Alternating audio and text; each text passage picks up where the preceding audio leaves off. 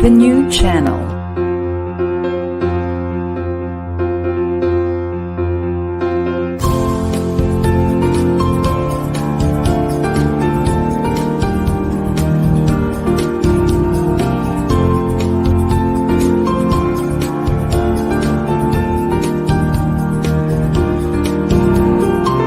The new channel. Hashtag TNC Now.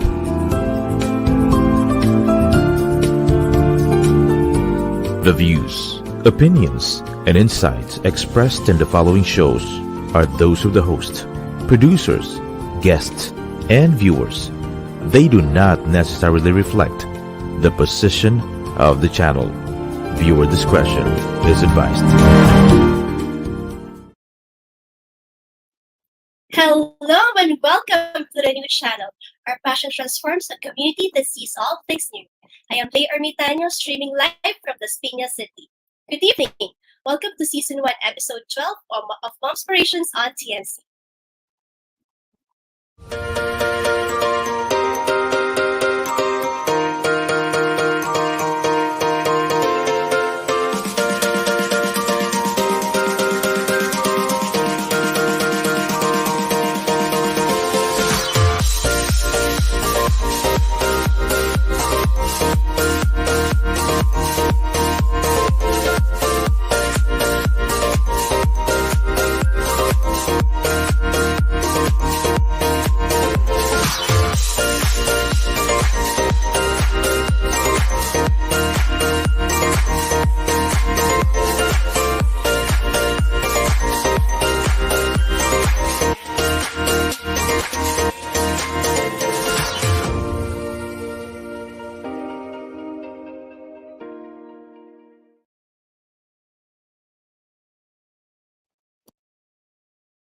Hola, please! Welcome back to another exciting episode of Momspirations. For our first-time viewers, I am Lei Ermitanio, the founder of Mompreneurs Club PH. You can find that on Facebook. I'm also the owner of the brand Balam Essentials, a personal care brand, and Flair Digital, a digital marketing agency. Thank you sa mga mommies natin na nanonood ngayon. So if you're watching this ng live, kindly comment hashtag Team Live. And if you're watching this on replay, comment hashtag Team Replay. So we have here Mommy Cateran. Good afternoon sa'yo. Can you please let us also know where you're watching from? If you're from Metro Manila or other parts of Luzon, or from Visayas or Mindanao, or even from outside of the Philippines. And most importantly, share this live and tag your friends, because the most active participant ng ating live today with Sharer Bash gets to win 500 pesos. So ayan, hello, good afternoon, Mami Philippine Reyes, Mami Rinisel, Team Live from Pasig City. Hello, good afternoon, mga mommies. So ito na nga, ang ating episode today. I'm really excited about this. So our mommy guest today has over 10 years of experience in operations and digital marketing, working for both international and local clients. She now uses her knowledge and expertise to lead MDL in catering to CEOs and entrepreneurs to achieve their vision for their brand systematically with the help of the amazing MDL team. She's also a fully booked certified online business manager and systems maven, focusing on systems and IT operations. She's also a course creator where she has successfully helped people create clarity from chaos systems. And later this year, she will also be launching publicly for the first time her Premium OBM Mentorship program, which I am very much interested in.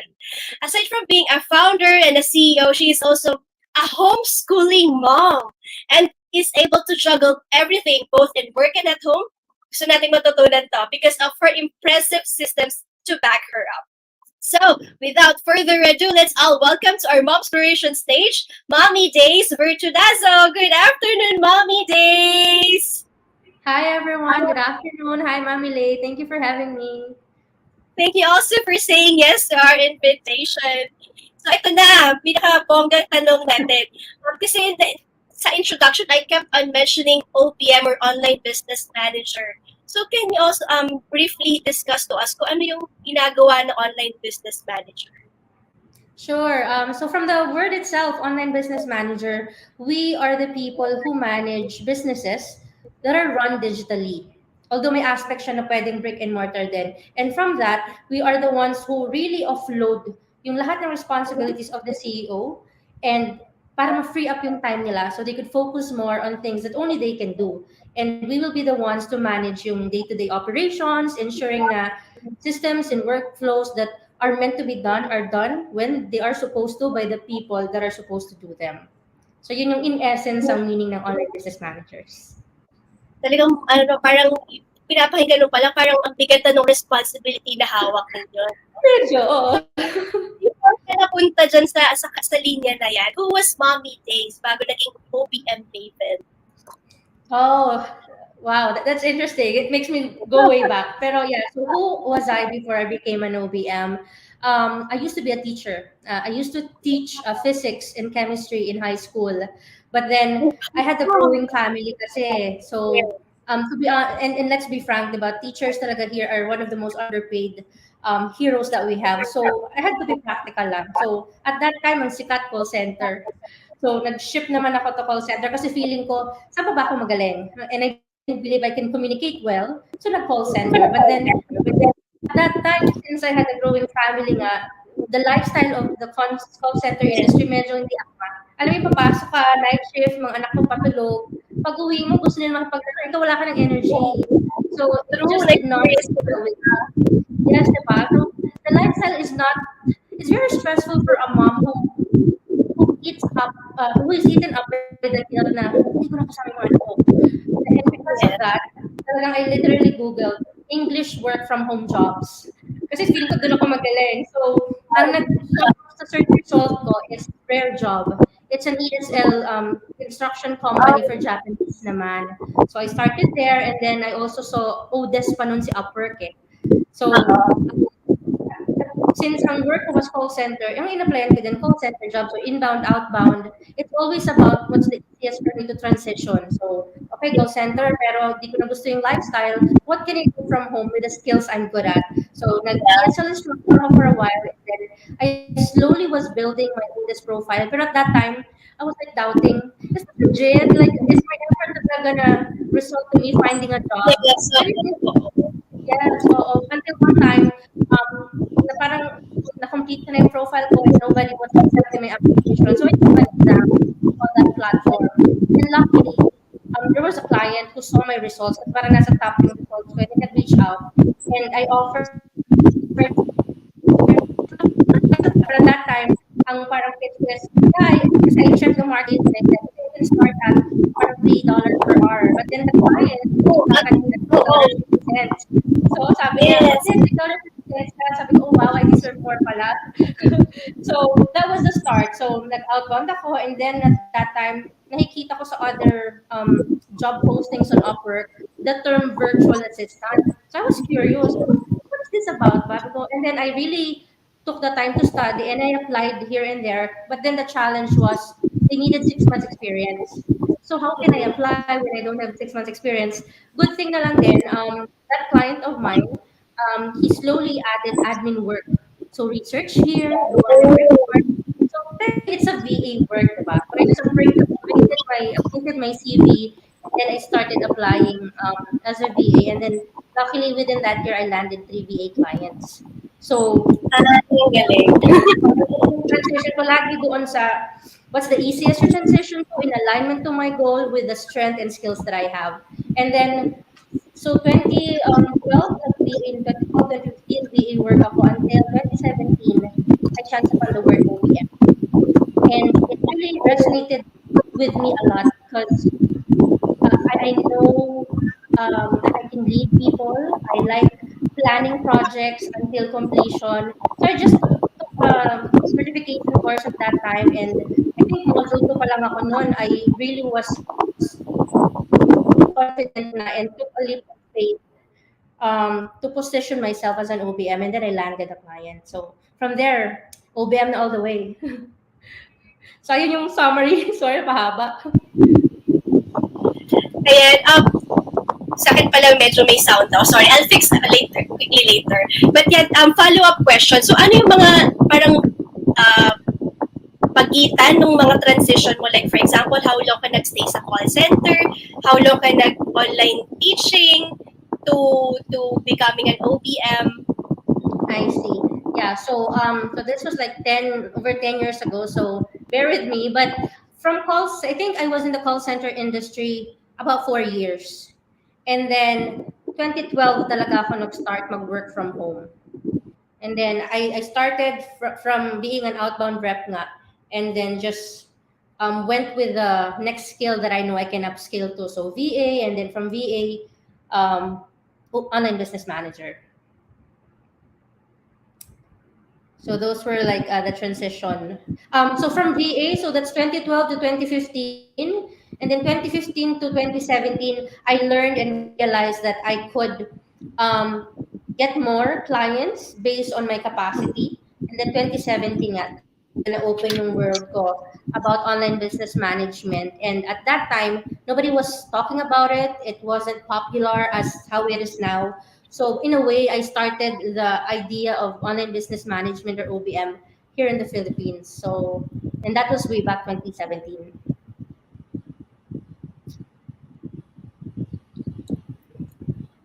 Ayun, sobrang ang galing ng transition ni Mami Daise, ano? Kasi parang talagang inaaral din niya, parang step by step naman din yung kanyang transition. And it's really, ano naman talaga, pag mga tayo, mga mommies, pag talagang inisip talaga natin lagi yung welfare ng ating kids, parang may mga mom guilt tayo when we go out to work, parang so mahanap talaga tayo ng ways to have more time for them. Kaya ito, dahil dyan nakahanap ka ng ng parang purpose mo, plus parang new direction in life. Yes. And nung nandito ka na sa when you were starting as an OPM, ano yung mga challenges na na-experience mo?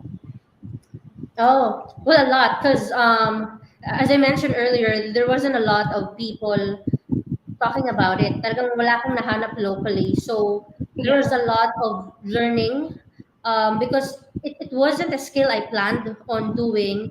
It was non-existent even. But then I really just had to learn the ropes. So the challenge was, okay, I was hired as an OBM. What do I do now? So it's really learning by doing. And luckily, the client that I got for the first client I got as an OBM, they reached out to me for product launch support. And with my previous VA client, I was helping them with doing product launches. So there's alignment in terms of digital marketing knowledge and product launch knowledge. And then I just added a bit about online business management, which is for that client, managing the launch from the idea, strategy, the plans and deadlines and timelines until we live launch and onboard students. So for me at that time, that was really the challenge. How do I really deliver on an online business management service to these clients when hindi ko pa naman siya nagagawa before? So ano mga naging parang saan mo nahanap yung mga courses mo, sa nag-enroll, ano yung mga resources mo when you were studying how to become a better OBM? Yeah, so at that time, my friend was YouTube and Google. So, graduate ako ng Google and YouTube University. Kasi wala pa talagang online courses, at least locally at that time. So, and then through my research, I chanced upon an online course by Chelly Wich at that time. Fully booked OBM naman siya. Iba siya dun sa popular ngayon sa States. And then I just took the leap of faith kasi yung sales page niya, parang, I want this. I can do this. This is for me. It will free up my time. It really resonated with me. And then I just enrolled and then learn as I go.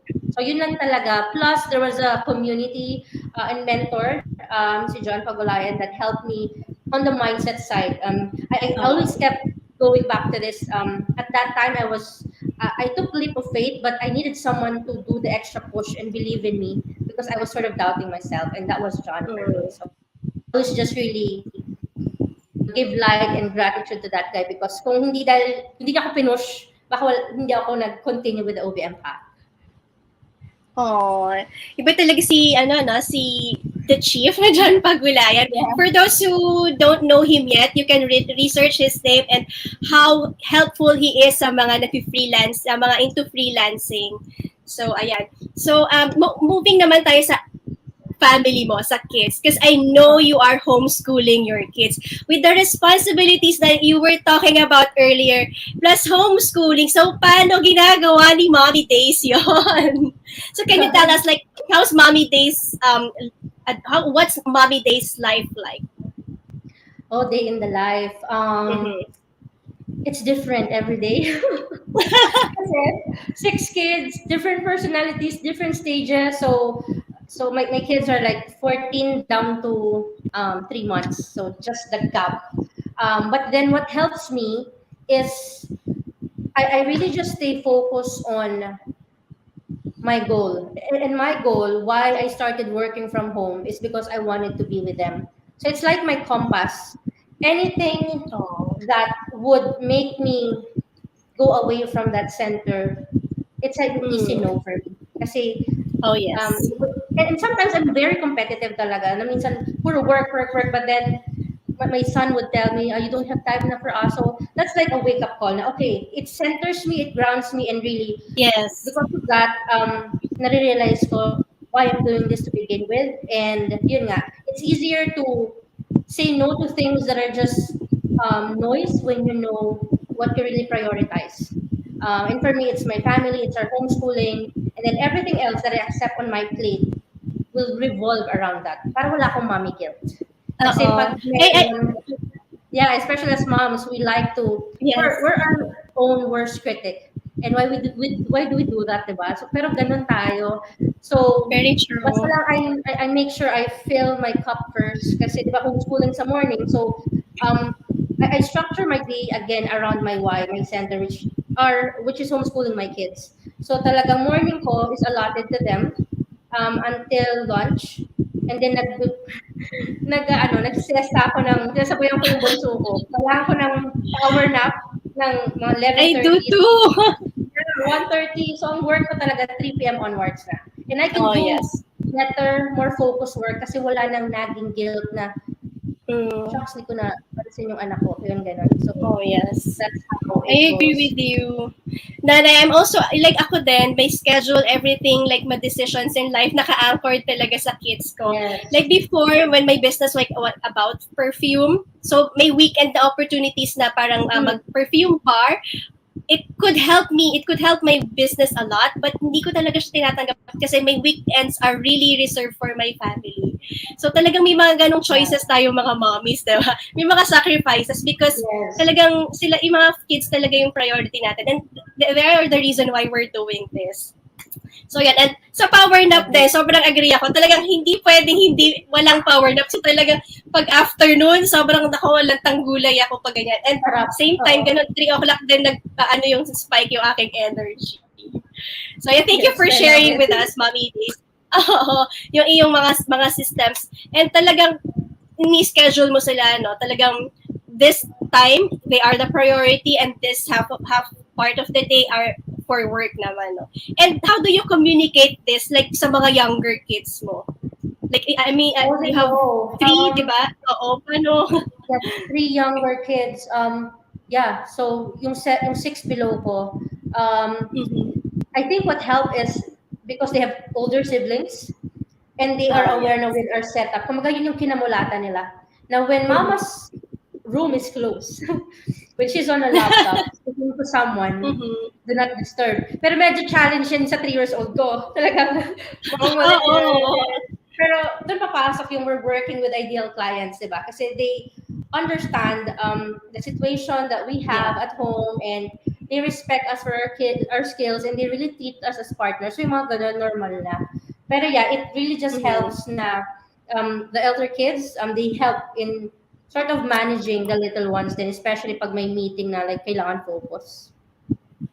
Masarap naman ang gano'n. May assist ka, no? Pero do you have a house help naman? No. Like for other chores. Talaga? Kayo lang talaga din lahat buong family? Yeah, what helps is, well, ang biggest secret ko is my husband. Kasi talagang when I'm working, he does the chores. And then when siya naman, I help with the kids. And then of course, dahil nga teenagers na yung kids ko, syempre, simple household chores. Naka-schedule din yun. And siguro na-apply nila or sinabuhay nila yung systems ko, lalo na yung daughter ko. Talagang mas schedule siya ng kung kailan nilalagay yung damit niya sa laundry, mga ganun kausi. Oo. Wow! Pero ang sarap naman si hubby pala ay work from home din. Tama? So talagang nagsasalitan kayo sa... No, ano lang kasi siya, business owner. So yung time niya, medyo okay. hawak niya. And then he has one client na Okay. he's employed pero flexible yung nature of the work. So it helps. Ang sarap ng ganung tandem, ano? Talagang yung flexible time kayo pareho, tapos homeschooling, flexible din. So, yan, may mga basahin lang natin yung a few comments here. So, si Mommy K, wow, 6 kids, how? Ako isa lang, naloloka na daw siya. Oo nga talaga, super hats off talaga to yung Mommy Days. How are you doing it? Tapos ito si Mommy Philippine Reyes. So, close Mommy Days, multitasking is real. Ako naman, 5 kids. Oh. So, good job talaga sa inyo mga mommies. Ako, 3 kids naman. When they were younger, ito sunod-sunod yung age nila. So, nung toddler sila, sunod-sunod din. Pag nagkakasakit, pag dumitede, yung mga isang hilera lang sila na ganyan. So, medyo challenge din. 3 toddler sabay-sabay. So, ayun, Mommy Philippine challenge talaga pag may toddlers. Pero thank God, malalaki ng kids, malaking tulong. Yes. So, it's really a season din talaga. With little ones, di ba yung sasabi nila, it will pass. Like the days are long but the years are short, so just enjoy the time that you have with them. Kasi soon enough, hindi na yan didikit sa'yo, hindi na ngungulit ng sama-sama, may sarili ng lakad. Na-experience ko kasi yan kasi I have teens now. So parang, you have teens na, yes. So, oh my God, I feel you kasi my kids naman now, they are all teens na din. So, I have 16, 14, and 13. So, parang, oh my God, ilang taon na lang talaga magiging independent na to mga to. So, talagang, totoo nga sinasabi nila na parang mabilis lang talaga yung panahon na lalaki din agad yung mga kids. Parang, when you are there during their toddler years, parang ang tagal. But, pag nag-teens sa parang ma-realize mo na, oh my God, ang bilis ng panahon. Exactly. But what was your biggest challenge naman yung when it came to yung managing the family and the business? Parang nagkaroon ba ever ng big conflict between that? Yeah, meron naman. So the biggest challenge is really knowing when to let go of things. Kasi nga I'm competitive. Ito yung goal ko, kailangan ma-achieve ko to. Parang, di ba, sabi ko na, we don't stop when things get hard. We stop when we get what we want. May ganun akong mindset. So, it's very hard for me to let go of certain things. But then, when I recentered, refocused, bumalik talaga ako sa why, okay, naging easy. And I realized, it was my ego talking. Because I wanted to compete, I wanted to be relevant. But then at the end of the day, why am I doing the things I'm doing? It's for them. So, that should make things clearer and the decision easier. So, may mga moments din naman akong ganun. And it helps lang talaga na if you know your why, if you know your core, let that anchor you back and put you in the center ulit. I so agree to that. Kaya mga mommies, tandaan nyo, pag may mga decisions in life, mga big decisions in life, you always go back to your why. So pag nahihirapan kayo i-weigh yung things, ano nga ba, why, ano yung purpose mo of doing what you're doing? Yes. So ayun, ang dami natin agad natututunan kay Mommy Daise, ano? Pero para for, mga like, tips or messages for our moms out there na, who also like to explore, then freelancing or maybe i-push nila yung career nila while being a hands-on mom?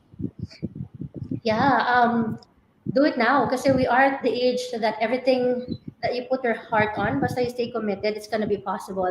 It's not gonna be easy, but if you do it consistently, you're gonna get the fruits of your labor. Now, if you've decided that you wanna pursue maybe a side business, a side hustle, or freelancing, what I would advice lang talaga based on my experience is you pace yourself. And what I mean by that is, again,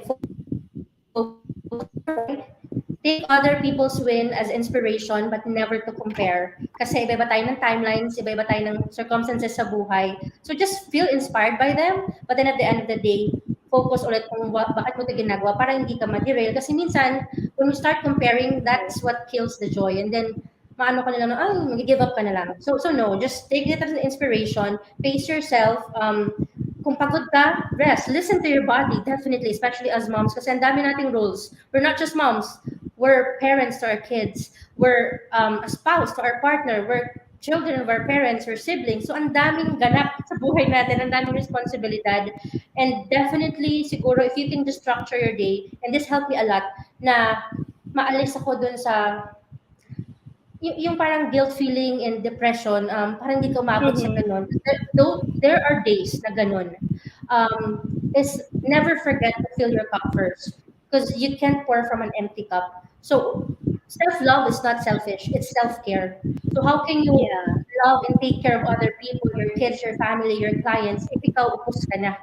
So find little True. ways, little hacks in your day na you can find joy. It could be in the little things, like 30 minutes matulog ka, power nap, magkape ka, read a book. Basta you do it for you and no one else. Yeah. Para as you nurture and grow these people around you, your clients, your kids, you don't lose sight and you don't lose the essence of who you are. Kasi pag lumaki yung mga bata, iiwan tayo niyan. That's the Oh, truth so of it. true. Diba? Ano ka na when that happens? Yes. And now Yes. we are in the age na you can do both. Pwede Yes. talaga. You can earn while working from home, start a business, and at the same time, mag-homeschool or mag-tour, mag-support, mag-tutor sa mga anak mo. Basta lang dapat decided ka. And the Yes. reason why you're doing things is because it's what your heart truly desires, not because you're competing with other or you're comparing. And if ever you will be in the mindset of comparing, it should be to an old version of yourself. Because once Mhm. you do that, you'll realize how much you've grown. Diba? So just be gentle with ourselves, give ourselves some grace, and pace yourself, and don't lose track of your why. Oh my God, sobrang full pack ng mga tips and messages ni Mommy Days. Ano? So, first thing, yung talagang need to focus on your why. That's the biggest thing that we're discussing today. Talagang dyan naka-anchor yung ating lahat ng decisions in life natin. And totoo din talaga na you should not pour from an empty cup. And with that, may I quickly ask, how do you do self-care? Knowing that yung trabaho mo, plus the kids. So, paano nasisingit ni Mommy Days ang self-care? So iba-iba to in the seasons of my life, ha? Pero right now Oh, talaga, yeah. how I do self-care would be one, yung power naps ko nga sa hapon, and the other one is I listen to BTS kasi they're really Oh my God, really? happy place ko Oh, sila and okay. just watching them, like pag may update sila, mapapangiti na ako. So your mood instant mabubus eh. So yung mga quick hacks ko yun. Oh, Happy na. wow. And then of course, So, yung pag may BTS time for fan me, ka and pala. Mhm. also just scheduling yung mga simpleng pakilay, papilik mata, little Oh, things. yes. Nothing really Oo. extravagant. Yeah, so yeah, we really can do that. Small things can really add up, and kung ginagawa nyo yun consistently, talaga you will really feel good. So we can quickly read messages here. No? So from Mommy Philippine Reyes again, napakabilis ng panahon kaya sinusulit ko yung dalawang maliliit ko na makakasama. Si Mommy Lian, ako 6 kids at meron pa akong twins. Oh my God, Mommy, how are you Oh, doing wow. it? Minsan nakakaubos ng pasensya, pero pag naisip ko na paano pag lumaki sila, hindi na sila ganun kakukulit. So yeah, very true. And si Mommy Philippine again. Thank you for sharing, Mommy Days. Talagang nakaka-inspire. Sobrang true. Ang daming kong natututunan kay Mommy Days. And thank you so much for sharing all of those. So before we let you go, can we ask naman how our moms can reach you out if they have questions like about the OPM freelancing or maybe just starting work as a freelancer?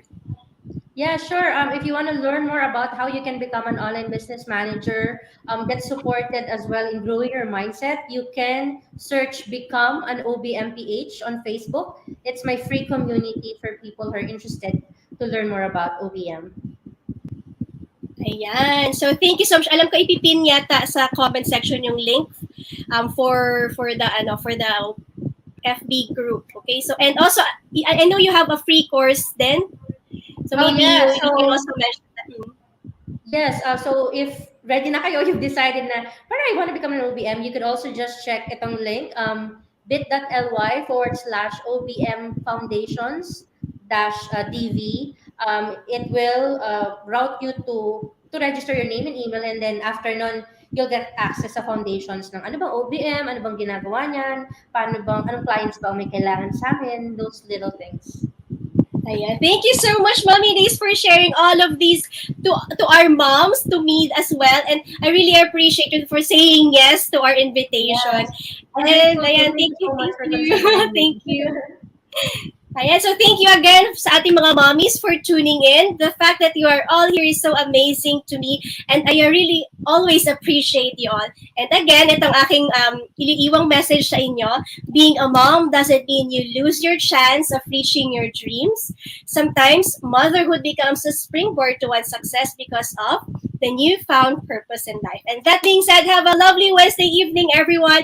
Today's winner will be announced later on our page. And see you on November 9 for this season's final episodes. Abangan nyo ang mga pa-prize natin on that day. So thank you, mommies. Thank you for watching. See you next time. Bye!